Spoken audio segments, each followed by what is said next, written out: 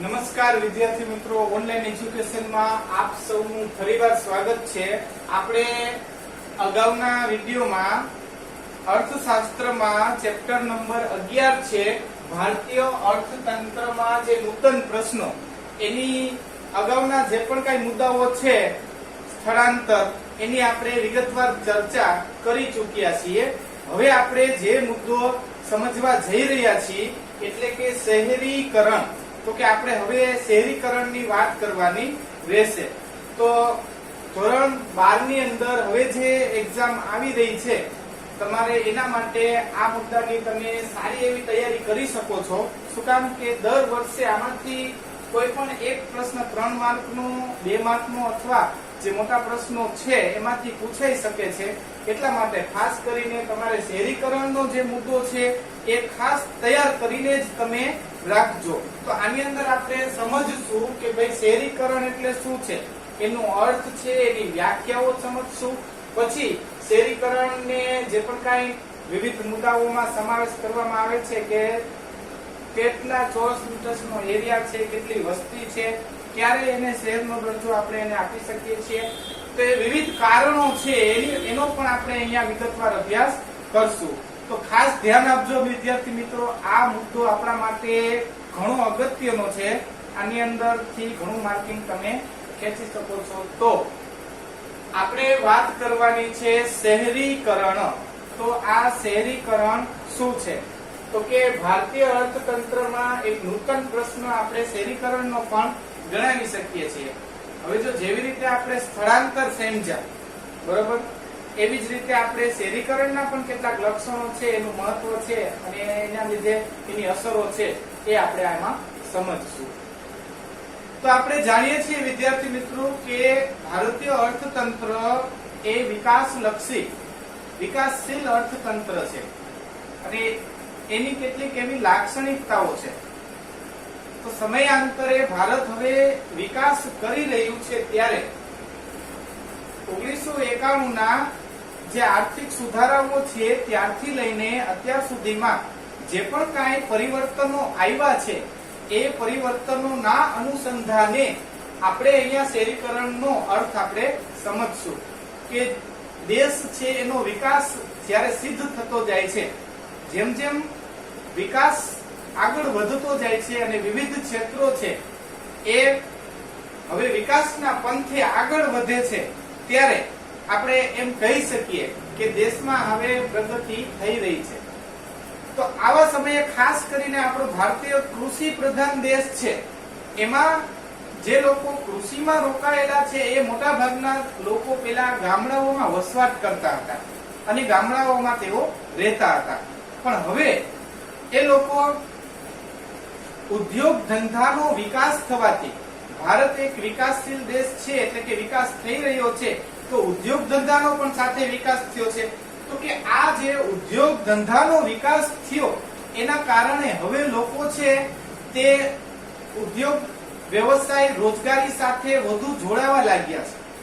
તો જ્યારે આપણને એવું જાણવા મળે કે ભાઈ લોકો હવે વધુ પડતા ઉદ્યોગ ધંધામાં રોકાય છે, તો એ લોકો હવે જે ઉદ્યોગ ધંધા જ્યાં સ્થાપિત થશે ત્યાં પોતાનું જે રહેઠાણ છે તે પરિવર્તન કરશે અને હવે તે નવો વેપાર કે ઉદ્યોગ ધંધામાં રોકાવાના કારણે તે ગામડાઓમાંથી શહેર તરફ પ્રયાણ કરશે।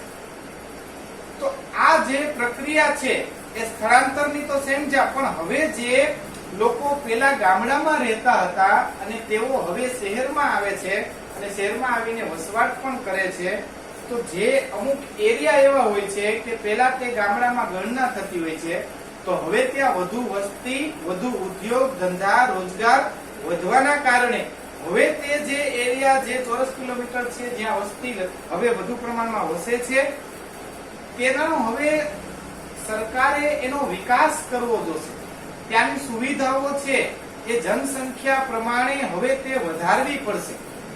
આ જે વધારવાની સુવિધાઓ અને બદલાવ છે એ આપણે અહીંયા શહેરીકરણની અંદર સમાવેશ કરી લેવામાં આવશે।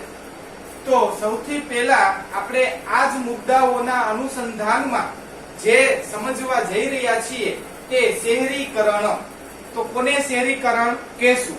શહેરીકરણનો અર્થ, સામાન્ય અર્થ એવો થાય છે કે સામાન્ય અર્થમાં ગ્રામ્ય વિસ્તારમાંથી જે શહેર વિસ્તારમાં થતા વસ્તીના સ્થળાંતરને શહેરીકરણ કહેવામાં આવે છે.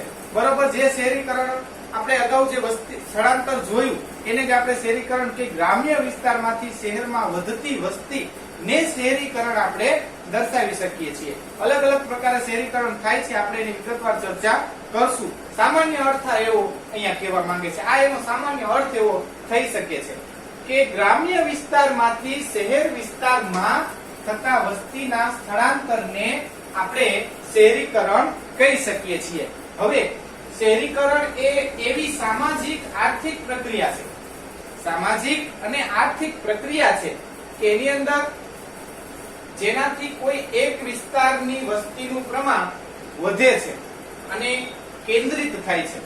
હવે જે વિસ્તારમાં અગાઉ વસ્તી ઓછી હતી, હવે ત્યાં ઉદ્યોગ ધંધો થવાથી અથવા કોઈ નવું ફેક્ટરી કે કારખાનું આવવાથી હવે ગામના લોકો છે ત્યાં રોજગાર મેળવવા માટે ત્યાં વસવાટ કરવા લાગ્યા છે, એટલે કે કેન્દ્રિત થયા છે. જે નગર કે શહેરમાં પરિણમે છે, આ ખ્યાલને નગર કે શહેરમાં વસ્તીના સ્તરના કેન્દ્રીકરણ તરીકે પણ અર્થઘટન કરી શકાય છે.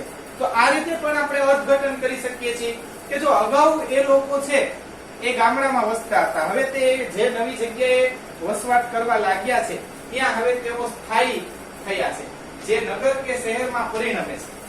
એ અગાઉ ભલે એ નગર કે શહેર ન હોય, પણ હવે ત્યાં વધુ વસવાટ વાળો વિસ્તાર અને સમયના વધુ વસ્તીના કારણે, વધુ સમયથી રહેવાના કારણે ત્યાં જે જનસંખ્યાના આધારે સુવિધા ઊભી કરવી પડે છે, એટલા માટે હવે એ વિસ્તાર છે એનો હવે શહેરમાં સમાવેશ, નગરમાં કે શહેરમાં સમાવેશ કરવામાં આવશે. એટલા માટે હવે એ નગર કે શહેરમાં પરિણમે છે. આ પરિણમે છે, આ ખ્યાલને નગર કે શહેરમાં વસ્તીના સ્તરના કેન્દ્રીકરણ તરીકે પણ અર્થઘટન કરી શકાય છે, પણ એને શહેરીકરણ પણ કહી શકાય છે. તો કે આ હતો એનો સામાન્ય અર્થ અને બીજો જે અર્થ આપણે પાઠ્યપુસ્તકમાં આપેલો છે તે તમે એને વિગતવાર પણ જોઈ શકો છો. હવે આપણે એની વ્યાખ્યા જોશું. જો શહેરીકરણની અગાઉની જે 1991 પછીની જે સમયાંતરે 51, 71, 91 થી લઈને જે પણ કઈ વ્યાખ્યાઓ છે એ બદલાવોથી હવે હાલના સમયમાં જે નવા નિયમ, નવા સુધારા પ્રમાણે જે વ્યાખ્યાઓ આપણે તારવી શકાય છે અત્યારે હાલમાં વસ્તીની ગણતરી પ્રમાણે, તો એ જોઈએ તો એવા બધા વિસ્તારો કે જ્યાં મ્યુનિસિપાલિટી, કોર્પોરેશન, કેન્ટોનમેન્ટ બોર્ડ અથવા કેન્ટોનમેન્ટ બોર્ડ હોય અથવા નોટિફાઈડ ટાઉન્સ એરિયા એટલે કે નિર્દિષ્ટ વિસ્તાર વિકાસ સમિતિ ત્યાં કામ કરતી હોય. આ જો ત્યાં જોવામાં આવે, કોર્પોરેશન જે આવેલું હોય છે, જે આપણે નગર નિગમ કે કોર્પોરેશન અથવા કેન્ટોનમેન્ટ બોર્ડ એટલે કે ત્યાંનો વિસ્તાર છે એનો વિકાસ કરવા માટે એક બોર્ડની રચના કરવામાં આવેલી હોય છે, જેને કેન્ટોનમેન્ટ બોર્ડ તરીકે ઓળખવામાં આવે છે, જે નગરપાલિકા અંદર એ કામ, એ ટાઉન્સ એરિયા ત્યાં કામ કરે છે, જેને આપણે નિર્દિષ્ટ વિસ્તાર વિકાસ સમિતિ પણ કહી શકીએ છીએ. અને એ નિર્દિષ્ટ વિકાસ સમિતિ છે, એ સમિતિએ વિવિધ કામો સંભાળેલા હોય છે અને એ એરિયાનું કામ છે એ બધી સુખ સુવિધાઓ કઈ રીતે વધારવી એની જવાબદારી એને સોંપેલી હોય છે. તો કે આ એક એવી વ્યાખ્યા છે કે જો આ સુવિધા એને પ્રાપ્ત થતી હોય તો આપણે એનો સમાવેશ શહેરમાં કરી શકીએ છીએ. તો આ એક શહેરીકરણની એટલે કે શહેરીકરણનો અર્થ આપતી એક વ્યાખ્યા છે. હવે આપણે એવા બધા અન્ય વિસ્તારો કે જ્યાં આ ત્રણ માપદંડોનું પાલન થતું હોય તો આપણે એને શહેરીકરણમાં ગણના કરી શકશું. તો જોઈએ આ એવા બધા વિસ્તારો કે જ્યાં આ ત્રણ માપદંડોનું પાલન થતું, તો કે પેલું એ જોઈએ 5000 કે તેથી વધુ વસ્તી હોવી જોઈએ. તો કે પહેલો મુદ્દો છે 5000 કે તેથી વધુ વસ્તી હોવી જોઈએ.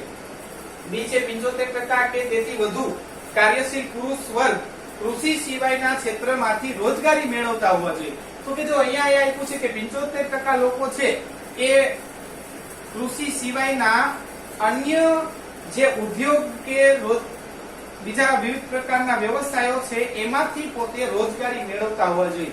જો અગાઉ આપણે જોયું કે આપણે વધારે પડતા લોકો કૃષિ સાથે જ જોડાયેલા હતા, પણ જ્યાં શહેરીકરણની અસર વધારે હોય ત્યાં આપણે જોઈ શકીએ છીએ કે શહેરના લોકો હંમેશા ખેતીમાં જોડાયેલા નથી હોતા. તે વિસ્તારના લોકો 75% લોકો વિવિધ ક્ષેત્રોમાં નોકરી કરતા હોય છે અને તે કૃષિ સિવાયના અન્ય જે પણ કઈ ક્ષેત્રો હોય છે એમાંથી રોજગારી મેળવતા હોય છે. તો એટલા માટે એ બીજું છે 75% લોકો કે તે ખેતી સિવાયના ક્ષેત્રોમાંથી રોજગારી મેળવે. સી છે ત્રીજું, વસ્તીની ગીચતા પ્રતિ ચોરસ કિલોમીટરે 400 કે તેથી વધુ હોય. પ્રતિ ચોરસ કિલોમીટરે ત્યાં વસ્તીની ગીચતા છે તે 400 કિલોમીટરે જે 400 કે તેથી વધુ હોવી જોઈએ. પણ ગામડામાં આપણે જોયા કે છૂટાછવાયેલા ઘણીવાર વસ્તીની ગીચતા છે એ વધુ જોવા મળતી નથી, પણ શહેરમાં આપણને વસ્તીની ગીચતા જોવા મળે છે. હવે આપણે એના પછીનો જે પણ કઈ મુદ્દો છે તે વ્યાખ્યાને આધારે આપણે એને કારણ કરી શકીએ છીએ. તો કે જો વિશ્વમાં ઔદ્યોગિકરણને લીધે શહેરીકરણનું પ્રમાણ વધ્યું અને આ જ રીતે વિશ્વમાં ઔદ્યોગિકરણની પ્રક્રિયા ચાલુ રહી તો 2050 સુધીમાં વિશ્વની 2/3 જેટલી વસ્તી શહેરોમાં વસતી હશે. એટલે કે જો હવે દરેક દેશ છે એ પ્રગતિના પંથે છે અને જે દેશનો વિકાસ થાય એટલે એ વિકાસની સાથે સાથે ત્યાં ઉદ્યોગ ધંધાઓ પણ વધે છે. એટલે કે ઉદ્યોગ ધંધાનો વિકાસ થાય તો જ એ દેશ છે એ પ્રગતિના પંથે આવ્યો એમ આપણે કહી શકીએ છીએ. એટલે કે જો ઔદ્યોગિકરણ થાય એટલે શહેરીકરણનું પ્રમાણ વધે છે.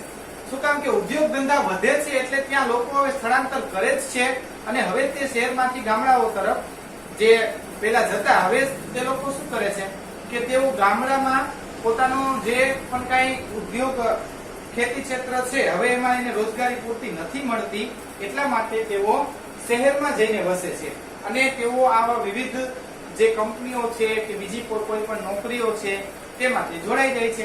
એટલા માટે ઔદ્યોગિકરણને લીધે શહેરીકરણનું પ્રમાણ વધ્યું છે અને આ જ રીતે વિશ્વમાં ઔદ્યોગિકરણની પ્રક્રિયા ચાલી રહી છે. આખા વિશ્વની અંદર ઔદ્યોગિક પ્રક્રિયા હવે ચાલી રહી છે અને આ ઔદ્યોગિક પ્રક્રિયા ચાલવાના કારણે એક એવો અંદાજ લગાડવામાં આવે છે કે 2050 સુધીમાં વિશ્વની કુલ વસ્તીના 2/3 લોકો હવે શહેરમાં વસતા હશે એવું ગણના કરવામાં આવેલી છે. હવે આપણે સામાન્ય રીતે 3 પ્રકારે શહેરીકરણ થવા પામે છે. શહેરીકરણ શા માટે થાય છે એના માટે આપણે 3 રીત છે એ આપણે જોશું અને આપણે એને સમજવાનો પ્રયત્ન કરશું. તો કે જોઈએ, પહેલું, નગર કે શહેર વિસ્તારમાં મૃત્યુના દર કરતા જન્મનો દર વધુ હોવાથી શહેરોમાં વસ્તીનું પ્રમાણ વધે છે, જેને કુદરતી વસ્તી વધારો કહે છે. તો કે આ એક કુદરતી વસ્તી વધારો છે. હવે આપણે જોઈએ કે જો શહેરો છે ને એમાં શું હોય, સુવિધાઓનું પ્રમાણ વધુ હોય છે. એ કોઈ પણ તમે ડાક્ટરી સુવિધાઓ ગણો કે પછી બીજી કોઈ પણ જીવન ધોરણની સવલતો ગણો, તો જેમ લોકોનું જીવન ધોરણ સુધરશે તેમ તેનું આરોગ્ય પણ સુધરશે અને આરોગ્ય સુધરશે એટલે એ હવે લાંબુ આયુષ્ય જીવશે. લાંબુ આયુષ્ય જીવે એટલે મૃત્યુનું પ્રમાણ કેવું હશે, ઓછું હશે. તો શહેરોમાં વસ્તી વધુ છે, વસ્તી વધુ છે એટલે ત્યાં વસ્તીનું પ્રમાણ વધે છે, જન્મ દર વધુ હોય, ત્યાં દર વર્ષે જે બાળકો જન્મે છે એનું પ્રમાણ વધુ હોય, પણ સામે એટલા માણસો મૃત્યુ પામતા નથી. જેટલા જન્મે છે એટલા મૃત્યુ પામતા નથી, જેના કારણે શહેરોમાં વસ્તીનું પ્રમાણ કેવું હશે, વધુ હોય છે. તો વધતી જતી વસ્તી ના કારણે શહેરીકરણ, આને કહેવાય કુદરતી વસ્તી વધારો. આ કુદરતી વસ્તી વધારાના કારણે જે નગર કે શહેર વિસ્તારમાં મૃત્યુના દર કરતા જન્મ દર વધુ છે એના કારણે શહેરીકરણ વધતું જાય છે. આ પહેલું કારણ છે, પ્રકાર છે શહેરીકરણ થવા માટેનું પહેલો પ્રકાર. બીજો પ્રકાર જોઈએ, ગ્રામ અને નગર વિસ્તારની વ્યાખ્યા માં ફેરફાર થતા કેટલાક ગ્રામ વિસ્તારો નગર વિસ્તારમાં સામેલ થઈ જાય છે, તેથી નગર વિસ્તારની વસ્તી ઘટે છે. દાખલા તરીકે અમદાવાદ, વડોદરા, સુરત, રાજકોટ વગેરે. તો કે જો આવા મોટા મોટા જિલ્લાઓ છે એની અંદર આજે આપણે જોઈએ છીએ કે અગાઉના સમયગાળા દરમિયાન એના જે ગામડાઓ છે એનું પ્રમાણ વધુ હતું અને સામે શહેરનો જે પણ કઈ એરિયો છે એ ઓછો હતો. હવે અત્યારે જ આપણે મોરબીની વાત કરીએ તો મોરબીની ચારે દિશાઓની વાત કરીએ તો કે આમ તમે ટંકારાથી જે પણ કઈ વિસ્તાર છે મોરબીની હદમાં આવે, આ સાઈડ આમ તમે આંબોણ સુધી, પછી આપણે અહીંયા વાંકાનેરથી જે પણ કઈ મોરબી જિલ્લો એને લાગુ પડતો હોય તો કે આ બધા જ જે પણ કઈ ગામડાઓ છે એ અગાઉના સમયમાં એક ગામડાની ગણતરીમાં આવતા, પણ હવે એની વ્યાખ્યા બદલી છે. હવે એ બધા મોરબી સિટીમાં અમુક એરિયાઓ આપણે મોરબીની અંદર જ આજુબાજુના કેટલા વિસ્તારો છે એ હવે મોરબી સિટીમાં એનો સમાવેશ કરી લેવામાં આવ્યો છે. કે અગાઉ એ ગામડું હતું તો હવે શું છે તો કે હવે તે શહેરમાં સમાવેશ થાય છે. બરોબર, તે ગામડું રહ્યું નથી. તો કે આવી રીતે વિસ્તારની નગર વિસ્તારની વ્યાખ્યામાં ફેરફાર. અગાઉ એ ગામડું હતું પણ હવે તેનો વિકાસ થઈ ચૂક્યો છે, તે હવે સિટીમાં ગણના થવા લાગી છે, એટલા માટે એની વ્યાખ્યામાં પણ ફેરફાર થાય છે. આ વ્યાખ્યામાં ફેરફાર થતા કેટલાક ગ્રામ્ય વિસ્તારો નગર વિસ્તારમાં સામેલ થઈ જાય છે. એ હવે અગાઉ ગામડા હતા પણ હવે તેનો સમાવેશ સિટીમાં થવા લાગ્યો છે, એટલા માટે પણ હવે તે શહેરીકરણ વધ્યું, એટલે શહેરનો વિસ્તાર છે એ વધ્યો એવું આપણે ત્યાં કહી શકીએ છીએ. તેથી નગર વિસ્તારની વસ્તી વધે છે તો એવા અમદાવાદ, વડોદરા, સુરત, રાજકોટ તો છે જ, અને હવે આપણે મોરબીની પણ ગણના એમાં કરી શકીએ છીએ. ત્રીજો મુદ્દો છે ગ્રામ્ય વિસ્તારમાંથી નગર વિસ્તારમાં લોકો મોટી સંખ્યામાં સ્થળાંતર કરે છે. એ આપણે અગાઉ જોઈ ચૂક્યા છે. સ્થળાંતર પામે અને શહેરી વિસ્તારમાં વધારો થાય છે. બરોબર, શહેરી વિસ્તારમાં હવે ગામડાઓમાંથી લોકો આવશે એટલે નવા વસવાટો ઉભા કરશે. તો આ જ રીતે આપણે એના આંકડાઓ છે એ યાદ રાખવા પડશે. એમાંથી તમને એમસીક્યુ કે એક વાક્યમાં પૂછાઈ શકે તો ભારતમાં શહેરીકરણના વલણો છે એ આપણાને જે 1961 થી લઈને 2011 સુધીના વલણો આપણી સમક્ષ રજૂ કર્યા છે એના ઉપરથી એક અંદાજો લગાવી શકાય છે કે સમયાંતરે અહીંયા શહેરીકરણનો દોર કેટલો વધ્યો છે.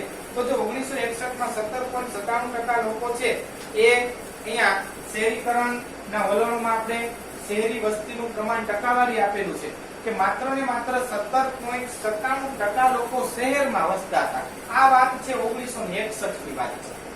એનો મતલબ કે બહુ વધુ લોકો ગામડામાં વસવાટ કરતા. અને આપણે અગાઉ જોયું કે 85% લોકો તો અગાઉ કૃષિ સાથે જોડાયેલા હતા. તો કૃષિ સાથે જોડાયેલા હોય એ લોકો ગામડામાં વસવાટ કરતા હોય, પણ 1971 માં એ 19.91% લોકો શહેરમાં વસતા થયા, એટલે કે શહેરીકરણ થયું. 1981 માં આ આંકડો વધ્યો, 23.34% લોકો શહેરોમાં વસતા થયા. એ જ રીતે 91 માં 25.32 અને 2001 માં 27.86 અને 2011 માં 31.16% લોકો અહીંયા આપણે શહેરી વસ્તીનું ટકાવારી પ્રમાણ બતાડે છે. પણ હવે આપણે નવા આંકડા જોઈએ તો એ આંકડા ખૂબ જ ચોંકાવનારા હશે કે હવે ગામડાનું પ્રમાણ એટલું બધું ઘટતું જાય છે અને શહેરનો વિસ્તાર એટલો બધો વધતો જાય છે કે જેને આપણે મોટા પ્રમાણમાં શહેરીકરણ કહી શકીએ છીએ. તો કે આ આપણે શહેરીકરણ એટલે શું, એનો અર્થ, વ્યાખ્યા અને એને લગતા જે પણ કઈ મુદ્દાઓ અને શહેરીકરણને અસર કરતા જે પણ કઈ મુદ્દાઓ છે એ આપણે જોયા. હવે આપણે આના પછીના વિડીયોમાં આના આગળના જે પણ કઈ શહેરીકરણને લગતા મુદ્દાઓ છે જે આપણા કોર્સમાં આપેલા હશે તેની આપણે વિગતવાર ચર્ચા કરશું.